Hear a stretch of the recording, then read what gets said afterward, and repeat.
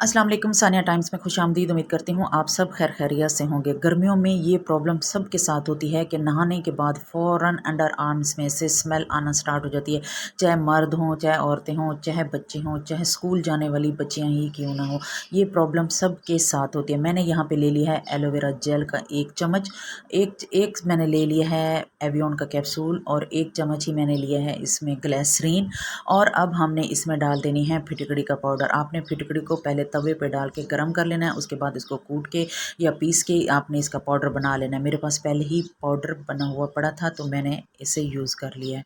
ठीक हो गया, इसको अच्छे से मिक्स करना है। अब हमने इसमें जो मेन चीज़ है वो है कोई भी खुशबू वाला तेल, चाहे आपके पास वो इत्र हो, परफ्यूम हो या कोई दूसरा खुशबू वाला ऑयल हो, आपने चंद कतरे वो इसमें डाल देने हैं। अगर आपकी सेंसिटिव स्किन है तो परफ्यूम या बॉडी स्प्रे को आपने स्किप करना है, उसमें सिर्फ आपने खुशबू वाला ऑयल ही ऐड करना है।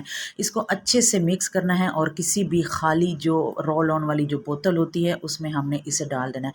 एलोवेरा जेल ठंडक देता है, अंडर आर्म्स की जलन को कम करता है, विटामिन ई जिल्द को रिपेयर करता है, कालापन दूर करता है, ग्लिसरीन नमी देती है, फटकड़ी पसीना कम करती है, बदबू को ख़त्म करती है, बैक्टीरिया को मारने में मदद देती है और ओपन पोर्स को ख़त्म करती है। बाज़ औक़ात हमारी जो अंडर आर्म्स की स्किन है वो बहुत ज़्यादा ब्लैक हो जाती है, काली पड़ जाती है, जिसमें से स्मेल आती है, रैशेस भी पड़ जाते हैं, ख़ारिश भी होती है नहाने के बाद या अंडर आर्म्स की शेव करने के बाद।